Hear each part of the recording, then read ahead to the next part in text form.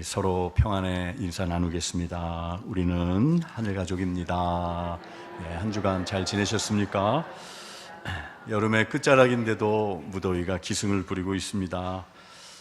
8월 마지막 주일 산부 예배에 오신 성도님들, 또 위층에 계시고 또 온라인으로도 예배 드리시는 분이 출타하신 분 중이나 계실 것 같습니다. 하나님의 은혜가 예배의 자리에 나오신 성도님들 가운데 가득하기를 기원합니다. 저는 지난 주간 또 영육간에 또 재충전과 쉼의 시간을 잘 갖고 감사한 마음으로 다시 단에 섰습니다. 오늘부터 왕의 복음이라는 주제로 우리 복음서의 첫 번째 말씀, 마태복음의 말씀을 통해 하나님의 은혜를 나눌 수 있기를 소망합니다. 오늘은 예수님의 족보와 탄생에 관한 1장의 말씀인데요. 말씀을 준비하면서 어렸을 적 초등학교 시절이 생각났어요. 여러분도 그런 경험이 있으신 분이 계시리라 생각하는데, 선생님이 내일 올 때는 부모님께 여쭤봐서 네가 무슨 파의 몇 대 손인지 알아와라, 이런 숙제를 내주셨던 것 같아요. 그래서 집에 그 보따리에 보통 이렇게 족보가 한 귀퉁이에 깊은 데 있었던 것 같아요. 아버지께 여쭤보니까 제 이름을 이렇게 찾아주시는데 굉장히 신기했어요. 한문으로 이렇게 저 구석태기에 이름이 나와 있는데, 족보 이야기예요. 오늘 1절에 보면은 계보라는 단어가 나오죠.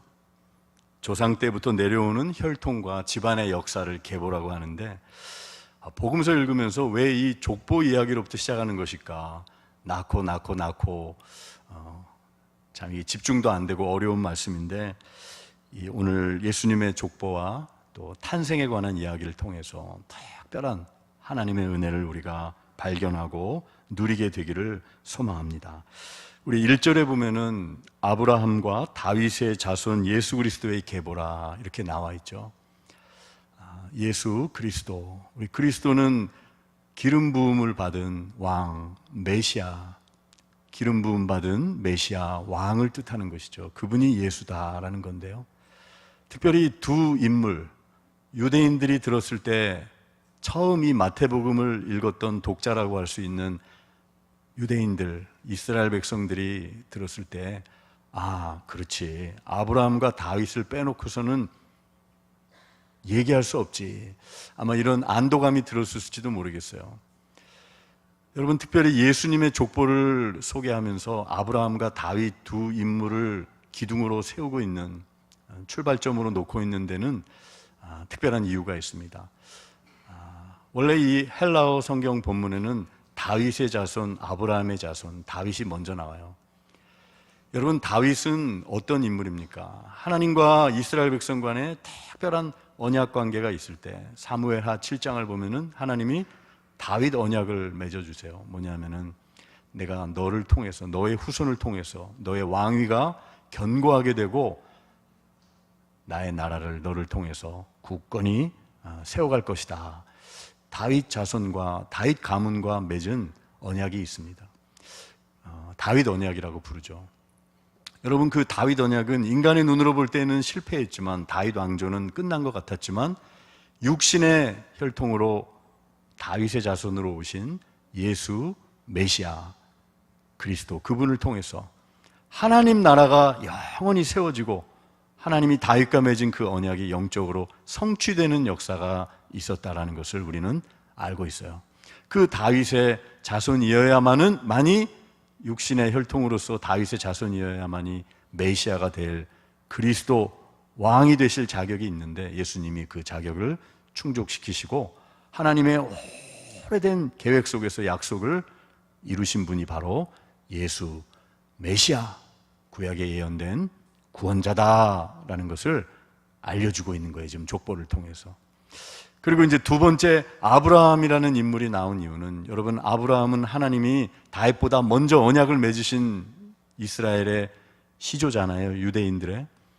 창세기 12장 1절 이하에 보면은 하나님이 아브라함과 어떤 언약을 맺으셨어요. 내가 너를 택하고 너를 통해서, 너의 후손들을 통해서 천하 만민이 복을 얻게 될 것이다라는 아브라함과 맺은 언약이 있죠. 여러분, 그 언약이 어떻게 이루어졌어요?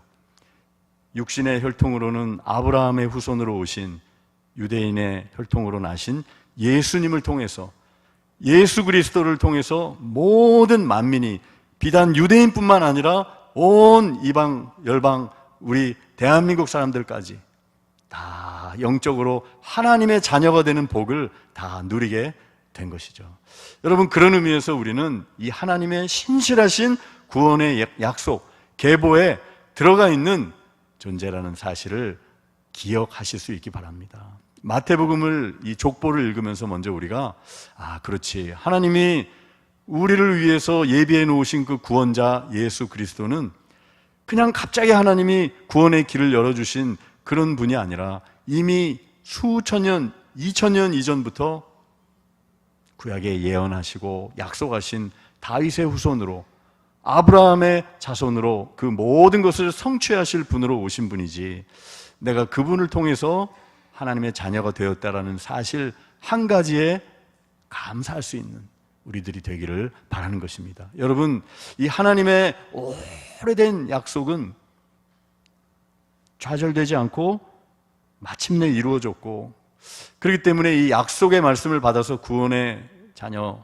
구원받은 백성이 된 우리들은 눈앞에 당장 보이는 현실, 절망스러운 현실, 그것만을 바라보고 낙심해야 하는 존재가 아니라 그 이면에 있는 하나님의 약속은 반드시 이루어진다라는 약속의 말씀을 받은 사람으로서 우리가 소망을 가지고 살기를 바라는 그 하나님의 간절한 바람이 이 1절 말씀부터 녹아 있다라는 사실을, 당장 눈앞에 있는 상황과 현실만 가지고 낭망하는 사람이 아니라 우리는 오래된 하나님의 약속과 치밀하신 구원의 계획 속에서 하나님의 자녀 되었다라는 사실을 기억하면서 어려움 속에서도 약속의 말씀을 붙들고 다 일어나게 되는 모든 성도 여러분들 되시기를 축원합니다.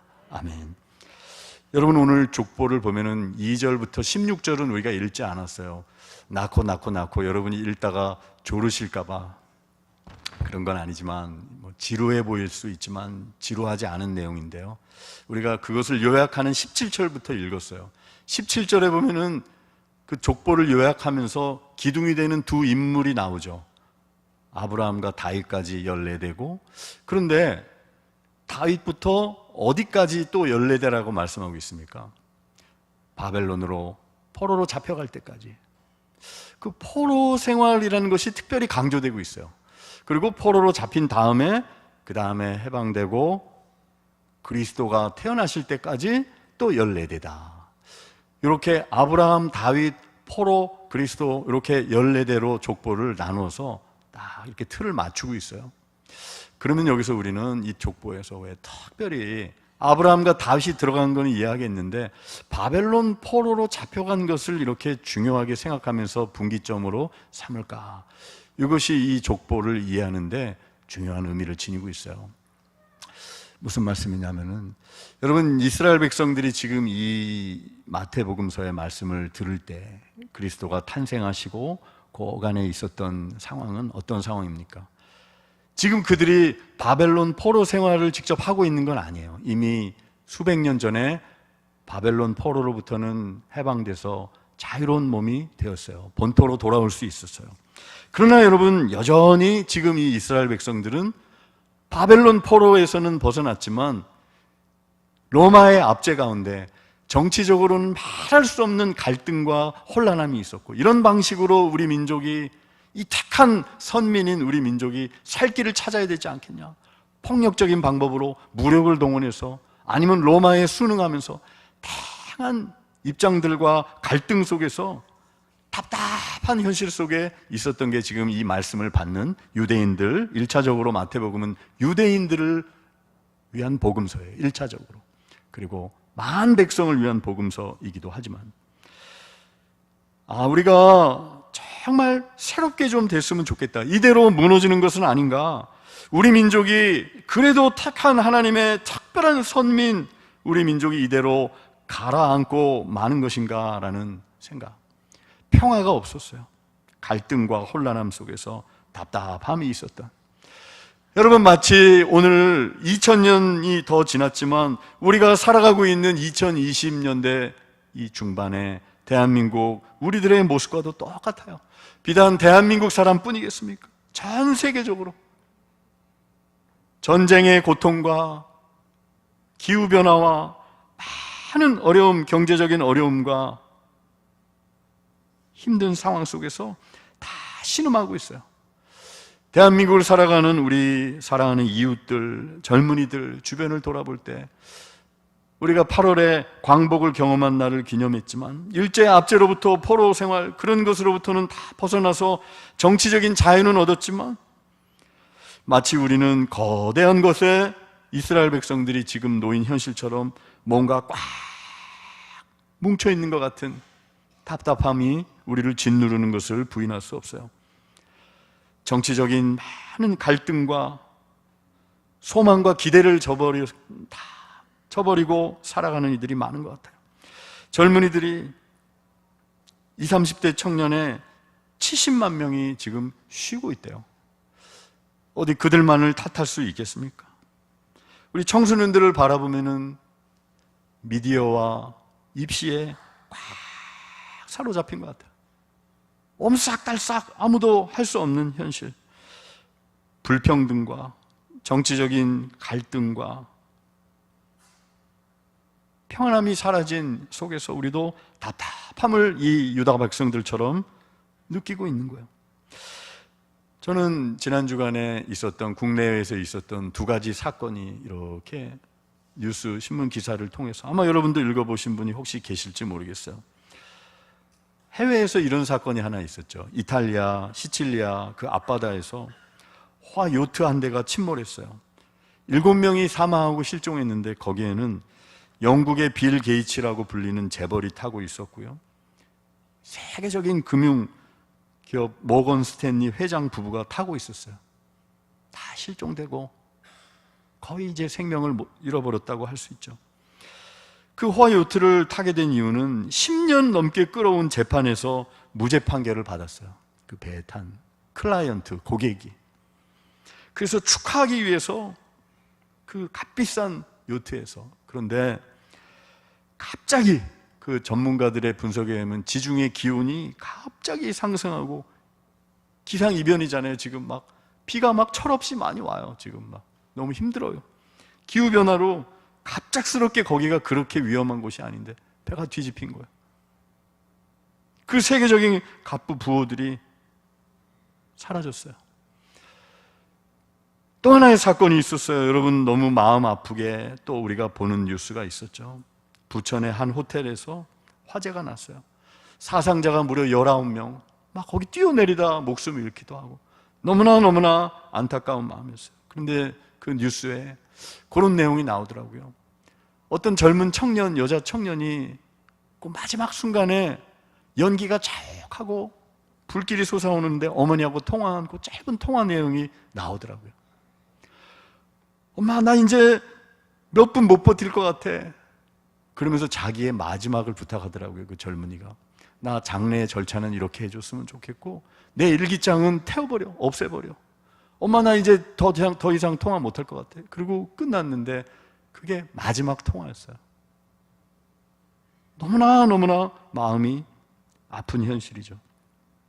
저는 이 두 개의 사건을 바라보면서 이탈리아 시칠리아 앞바다에서 있었던, 거기에 탔던 사람들은 이 세상에 재판에서 승리했기 때문에, 고통스러운 인생의 문제가, 엄청난 재산의 문제가 해결됐기 때문에, 구원받았기 때문에 기쁨의 잔치를 했지만 궁극적인 구원자가 그들에게는 필요했다는 것을 보여주고 있어요. 그리고 안타까운 화재 현장을 통해서는 우리가 누군가가 우리를 우리 힘으로 빠져나올 수 없는 그 불구덩이에서 건져내 주실 영원한 구원자, 전능한 구원자가 필요하다는 사실을 연약한 인간인 우리들이 느끼게 만드는 안타까운 사건이에요. 여러분, 오늘 말씀은 우리에게 그 구원자가 계시다고 말씀하고 있어요. 정말 우리들에게 필요한 분이 누군지, 사람들이 정말로 필요하다고 생각하는 것들이 경제적인 불평등과 어려움으로부터 벗어나기만 한다면 내가 구원을 얻을 수 있을 것이다. 정치인들이 잘해서 안정이 되고 평화가 온다면 정말 갈등 없는 사회가 될 것이다. 이것만 내 손에 주어진다면 구원을 얻을 것이다. 이 재판에서만 이길 수 있다면 잘 될 것이다. 여러분, 그러나 정말 우리들이 필요로 하는 것이 무엇입니까? 그것은 우리가 세상 사람들이 알지 못하는 그것이에요. 오늘 말씀을 준비하면서 휴가 기간에 읽었던 한 권의 책에 있는 대목이 생각이 났어요. 일본의 작가 미우라 아야코가 쓴 빙점이라는 소설을 한번 쭉 끝까지 한번 읽어볼 시간을 가졌어요. 이 빙점이라는 소설은 이제 얼음이 어는, 물이 이제 얼음이 되는 그 온도죠. 인간 내면의 원죄와 구원에 대해서 다루고 있는 책이에요. 기독교적인 배경을 지닌 작가의 책이죠. 요코라고 하는 청년 여주인공이 있었어요. 근데 그녀는 그 젊은 친구는 살인범의 딸이라고 하는 죄책감과 수치감 속에서 그 마지막 부분을 인생을 살아가게 돼요. 그러면서 어느 순간 자기가 그 살인범의 딸이라는 것이 드러나고 밝혀지면서 무너진 거예요. 그러니까 그녀의 표현에 의하면 빙점, 내가 다 견뎠는데 이 죄 때문에, 내 피 속에 흐르는 이 죄책감, 죄악 때문에 나 용서받고 싶어요. 여러분, 누군가로부터 용서를 받고 싶은 감정은 인간 내면의 깊은 곳에 있는 거예요. 그 빙점의 마지막 부분에 요코가 이 죄책감 속에서 생을 마감하면서 유서로 남긴 내용에 이런 글이 있었어요. 누군가가 내 피 속에 흐르는 이 죄를 분명히 용서한다고 말해주는 그런 권위 있는 존재가 있었으면 좋겠어요 라고 그 자기를 길러준 친부모가 아닌 그 부모들에게 유서를 남겨요. 물론 그녀는 나중에 그 속편에서 살아나는데, 용서받았다, 용서받고 싶다라는 거예요. 스스로는 용서할 수 없고 절대적으로 권위 있는 존재가 너를 용서한다라고 말해주는 그런 존재분이 있었으면 좋겠습니다. 그녀 요코의 유서의 마지막 부분이에요. 여러분, 사실은 미우라 아야코가 말하려고 했던 게 그래요. 다 우리가 멀쩡히 살아가고 있고 거기 주인공 도덕적으로나 직업적으로 훌륭하게 잘 살아가는 사람들이지만 내면에 죄로 인한 고통 속에서 죄책감과 무력감 속에서 빙점을 맛보면서 살아가는 존재들에게, 우리들에게 정말 필요한 것이 무엇인가? 죄로부터의 근원적인 용서가 사실은 가장 필요한 것이고 그 구원이 필요하다는 것을 말해주고 있죠. 여러분, 우리는 오늘 이 말씀을 읽으면서, 여러분, 예수님의 이름이 뜻이 무엇입니까? 동정녀 마리아, 신비로운 방식으로 하나님의 아들 예수께서 태어나셨는데 주의 사자가 요셉에게 알려준 그 예수라는 이름의 뜻이 바로 인간들이, 저와 여러분이 사실은 깊은 곳에서 갈망하고 있는 것에 대한 답을 주시는 분이에요. 21절 하반절, 이름을 예수라 하라. 이는, 같이 읽겠습니다. 21절 하반절, 이는 그가 자기 백성을 그들의 죄에서 구원할 자이심이라 하니라. 아멘. 여러분, 예수라는 이름의 뜻이 뭐예요? 유대인들은 예슈아 이렇게 불러요. 예슈아, 예수, 주가 구원하신다. 그런데 어디서부터 구원하는 거예요? 죄로부터. 여러분, 이것이 모든 인류에게, 우리들에게 정말로 필요한 구원이라는 거예요. 경제적인 압박으로부터의 구원, 참된 평화를 갈구하기 위한 갈등으로부터, 분쟁으로부터의 구원, 모든 구원이 있지만 근본적으로 우리가 갈망하고 우리에게 필요한 것은 죄로부터의 구원이라는 사실. 여러분, 예수 그리스도께서 바로 이 구원을 우리에게 주시기 위해서, 온 인류에게 주시기 위해서 자기 백성을 그들의 죄에서 구원할 자로서 예수 그리스도가 우리에게 오셨고, 그분을 만나셨고, 혹은 그분 앞에 서 계신다라는 그 사실 하나만으로 우리가 감사하고 살아갈 수 있는 이유가 있다라는 것을, 소망의 이유가 있다라는 사실을 깨닫기 위해서, 깨닫도록 하기 위해서 이 마태복음서가 주어졌다라는 사실을 우리가 오늘 성령의 감동으로 다 깨닫고 그 은혜에 감사의 고백을 하실 수 있는 저와 여러분 되기를 바라는 것입니다. 여러분, 이 족보는 우리가 2절부터 쭉 16절까지 다 읽지는 않았지만 독특한 점이 하나 있어요. 보통 유대인들의 족보에는 여성의 이름이 들어가지 않아요. 그런데 무려 5명의 여성의 이름이 들어가요. 마리아를 제외하고 어떤 이름들이 등장하는가요? 여러분, 성경 퀴즈 대회 이런 거 단골 손님으로 나오는 문제예요. 제일 먼저 3절에 보면은 첫 번째 여성의 이름이 등장합니다. 누구입니까? 다말. 그리고 5절에는 2명이 등장해요. 라합과 우리가 흔히 기생 라합이라고 알고 있는 여호수아에 나오는, 그리고 몇 주 전에 살펴봤던 룻이라고 하는 여인. 그리고 또 6절에 보면은 남편의 이름을 통해서 나타나죠. 우리아의 아내. 원래 이름은 밧세바죠. 우리 신앙생활 하신 분들은 밧세바가 누군지 아실 거예요. 우리아의 아내. 여러분, 이 족보는 그냥 읽으면 모르지만 의도를 가지고 마태가 적은 거예요. 하고 많은 여인들 이름 중에 여러분, 족보에 이름을 넣는다라는 거 14명씩 특별히 추린 거거든요. 14명, 14명, 14명 이렇게 추렸는데, 아니, 믿음의 조상 아브라함의 부인이었던 사라, 리브가, 훌륭한 여인들 많이 있는데 왜 하필이면은 다말은 누구예요? 그의 시아버지 유다가 볼 때 너는 창녀야 라고 여겼던, 말도 안 되는 정말 그런 일들이, 불미스러운 일들이 일어났었고, 또 라합은 어때요? 여리고의 기생, 그녀도 몸을 파는 여인이었어요. 룻은 이스라엘 사람들이 멀리하는 죄악 가운데 있는 모압 여인, 이방 여인, 그리고 보잘것없는 홀로 된 그런 가난한 여인이었을 뿐이었고요. 우리아의 아내는 누구예요?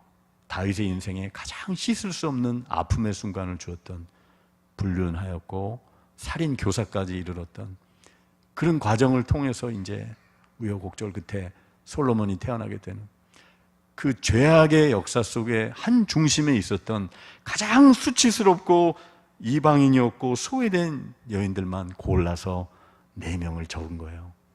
그냥 적은 게 아니에요. 여러분, 그래서 예수님의 이 족보를 통해서 우리는 뭘 알 수 있어요? 가장 가망 없고 절망스러운 죄악 가운데 있는 영혼들을 택하시고 붙드시는 하나님의 죄 용서의 은혜를 우리는 보게 되는 거예요. 이러한 여인들을 통해서 육신의 혈통으로 거룩하신 구원자 메시아가 이 땅에 예수께서 오셨고요. 또 우리는 이 말씀을 통해서 요즘 우리가 살아가는 세상이 얼마나 우리의 자존감을 떨어뜨리고 정말 밑바닥에서, 죄의 수렁텅이에서 정말 연약함 가운데 부끄러움과 다시 재개할 수 있는 용기를 잃어버릴 수밖에 없는 상황 속에 살아가는 이들이 많은 상황 속에서 하나님께서는, 얘야, 나는 강한 자들보다 약한 자들, 자신의 약함과 부끄러움을 알고 연약할 수밖에 없는 이들을 택하셔서 나의 강함을 드러낸단다. 여러분, 그 하나님의 은혜, 은총, 정말 족보는 보통 자랑하려고 족보를 막 이렇게 짜서 만들기도 한다 그래요. 그러나 이 족보는 아브라함, 다윗 딱 그 근본이 되는 언약 빼놓고는 부끄러운 역사도 다 들어가 있는 거예요. 저와 여러분의 어려운 상황 속에서 가장 부끄럽고 수치스럽고 약한 순간, 다시 재기하기 어렵겠다, 요즘 나는 흙수저고 가망이 없고 이래서 안 되고 절망할 수밖에 없는 이유가 10가지, 100가지가 더 되는 상황 속에서도 우리 주님은 그런 우리를 붙드시고 약할 때 구원 되시는 그 주님을 바라봄으로써 걸어가도록 만드시는 그 주님의 은혜를, 내가 얼마나 큰 죄인이었는지를 생각하면서 그 죄에서 나를 구원하시고 사용하시는 생명의 족보의 이 여인들을, 죄 많은 여인들을, 나 같은 죄인을 들어가게 해주신 그 하나님의 은혜를 겸허히 생각하며 그 지난 주님의 은혜를 우리가 다 받아 누리고 감사할 수 있는 저와 여러분이 되기를 바라는 것입니다. 여러분, 오늘 말씀의 마지막으로 보면은 동정녀 마리아의 탄생에 관한, 예수 탄생에 관한 이야기가 나오죠. 사도신경에 우리가 늘 고백해요. 신비로운 방식으로 태어나셨어요. 여러분, 그런데 그렇게 처녀 마리아를 통해서 예수께서 태어나신 것은 22절에 보니까 선지자로 하신 말씀을 이루기 위해서 그렇게 하셨다라고 말씀하고 있죠. 그 선지자를 통해서 하신 말씀을 성취하기 위해서 이런 방식으로, 신비로운 방식으로, 말도 안 되는 것 같은 방식으로, 그런 어떻게 보면 정상적인 결혼 관계가 아닌 것처럼 보이는 그런 상황 속에서 구원자 예수님이 태어나신 이것은 하나님이 약속하신 어떤 말씀을 이루기 위해 하신 것입니까? 23절에 보면 우리가 잘 아는 말씀이 나오죠. 이 23절의 말씀은 이사야 7장의 말씀을 이제 인용한 거예요. 이사야 7장에 나오는 말씀이 바로 23절의 말씀인데, 보라, 처녀가 잉태하여 아들을 낳을 것이요 그의 이름은 임마누엘이라 하리라. 우리 찬양대 이름이에요. 이를 번역한 즉 무슨 뜻이라고요? 하나님이 우리와 함께 계시다. 임마누엘. 여러분, 우리 주님이 임마누엘이신데요, 예수님이. 제가 간략히만 설명드릴게요. 성경 해석이 필요하니까, 추상적으로 믿는 것보다. 이 이사야 7장 말씀을 인용하신 이유는 뭐냐면은, 이사야 7장에 어떤 배경에 있었냐면은 아하스라고 하는 이스라엘의 왕이, 유다 왕이, 나라가 이제 다 망할 것 같아요. 북이스라엘과 아람 군대가 연합군으로 쳐들어오니까 이제는 끝났구나, 이제 유다가 끝났구나, 가망이 없다라고 생각되는 순간에 이사야 선지자가 말씀으로 함께하는 거예요. 아니다, 하나님께서 극적으로 개입하셔서 승리를 주실 텐데, 구원해 주실 텐데 믿어야 한다. 근데 이제 아하스가 잘 안 믿으려고 그랬어요. 왜냐하면은 하나님이 이사야를 통해서 보여주신 징조가 뭐냐면은 처녀를 통해서 아들을 낳을 것이고 그 아이의 이름이 임마누엘, 하나님이 우리와 함께 계시다. 아니, 그 연약해 보이는 힘없는 아이가 무슨 하나님의 구원의 표시가 될 수 있고 징조가 될 수 있고 하나님이 우리와 함께 하시다는 징조가 뭐 이런 식입니까? 안 믿었어요. 여러분, 그런데 바로 그 연약해 보이는 임마누엘이라고 불리는 그 처녀 몸에 난 그 아기가 바로 구원자이신 예수 그리스도예요.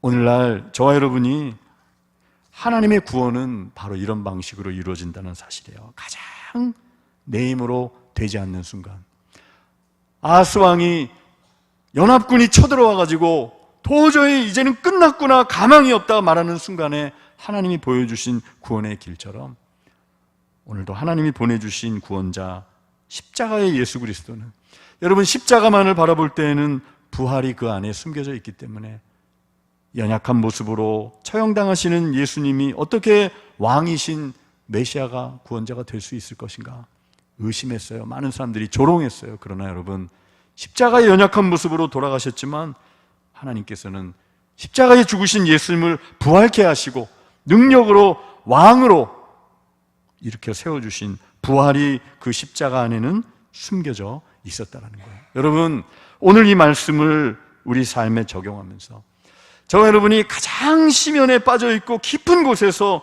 허우적대고 나는 가망이 없다, 끝이다라고 생각되는 그 순간이 바로 우리를 구원하시는, 내가 너와 영원히 함께 있겠다 약속하신 그 구원의 주님을 겸허히 바라보는, 구원을 경험하는, 할 수 있는 순간이라는 사실을 꼭 기억하실 수 있기를 바라는 것입니다.